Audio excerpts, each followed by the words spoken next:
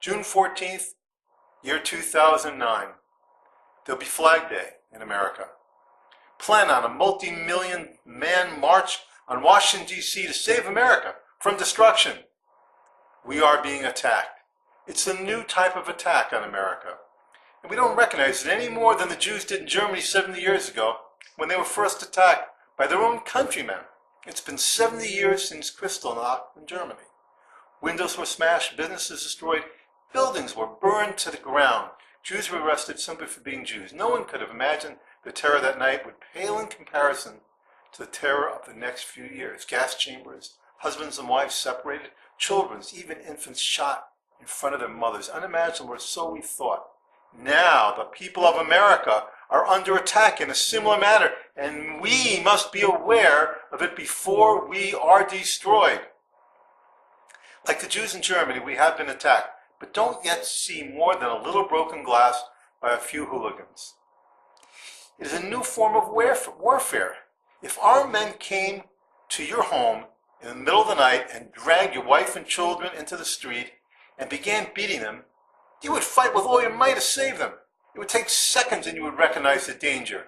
In this high-tech world of 2009, when your family is being attacked, it is not so clear to see, but it is just as real. It can have the same consequences, and the end can be just as dangerous for us as it was for the Jews in Germany. This confusion is not new. Let's review some history, some recent history that you know about. For example, 9/11/2001, September. You saw death and destruction.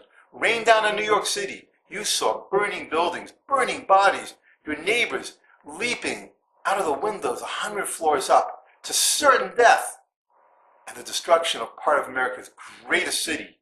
You knew in your heart you'd been attacked. Then, with clearly thought out words and emotion, George Bush defying the terrorists who made up the axis of evil. In your mind, you saw the enemy, and you knew what you had to do. On September 14, 2008, not too long ago, Congress admits the U.S. financial system was attacked by electronic withdrawals that could have destroyed America financially in 48 hours. This is no less significant for all of us in America than Kristallnacht was in Germany.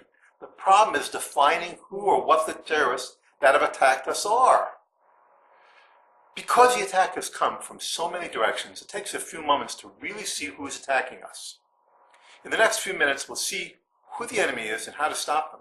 All you have to do is look at the attacks and realize why the enemy could attack us and know they could get away with it. They know they can't do as they wish, because in America there is no longer a consequence to your actions. Let's take a look at this. Foreign oil economic attacks. 1976, the Arab oil embargo made us aware of our dependency on foreign oil as we stood in lines waiting for a few gallons of gas. That was nearly 35 years ago. In response to this attack, we did nothing. The oil companies of America finance the presidents and dictate what our country will not do, such as seek alternatives. Neil Armstrong stepped on the surface of the moon on July 20th, 1969. 40 years ago, with the good leadership of the great President Kennedy. But 30 years later, the Arabs are still controlling our lives. We're not that stupid that we would do that, but our government is. Are they? Are they stupid? Or are they the best government money can buy? Mass murderers of our families. Yes. 3 years ago, William McGuire, the CEO of United Healthcare, gave himself a $1.6 billion, $1.6 billion, not million, billion golden parachute.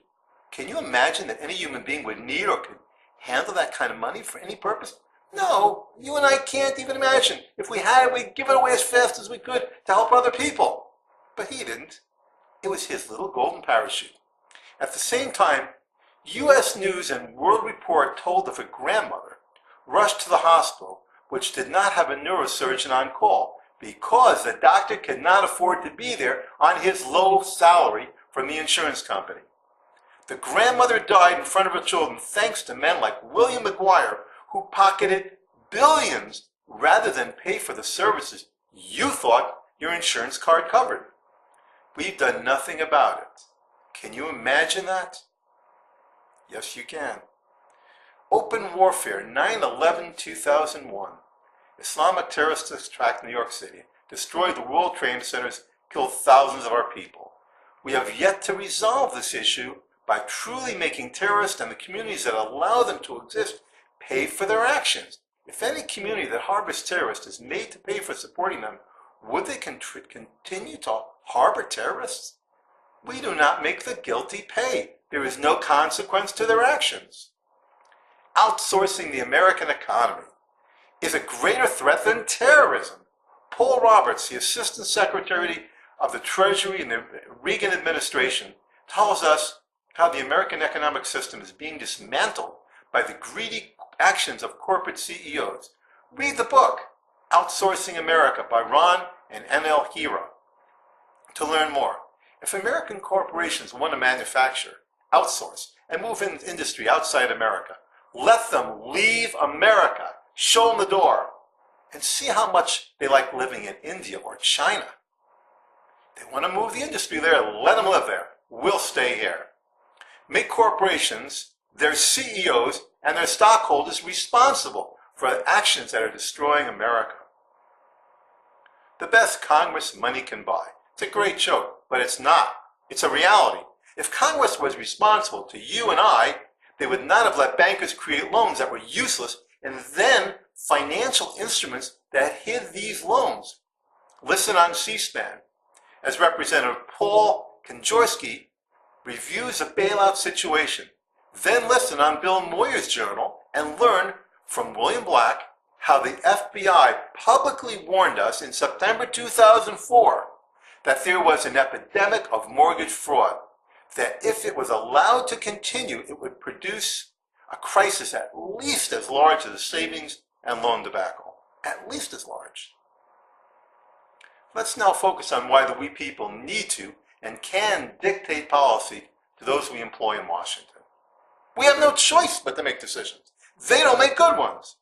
America is a nation of free people who have no kings over them. Our forefathers believed we were all smart enough to make our own decisions, and as such they created a nation of sovereign people, not government.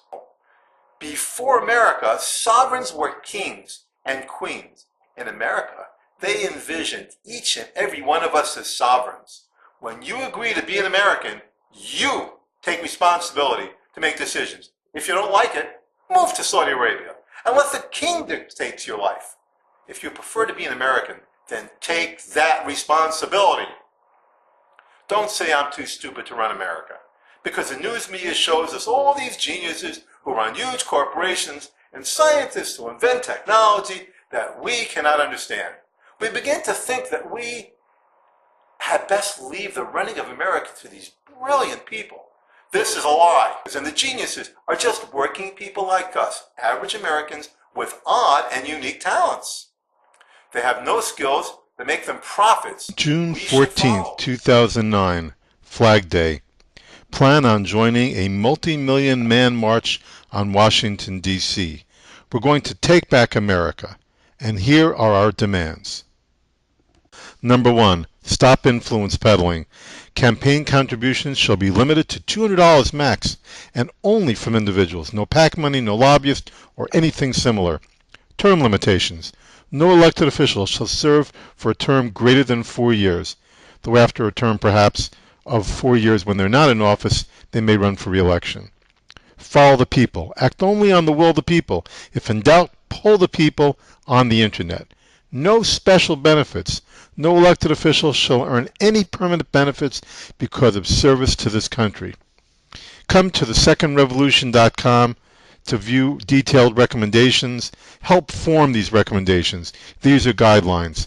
But number 1, stop influencing peddling. That must be, or we have no victory.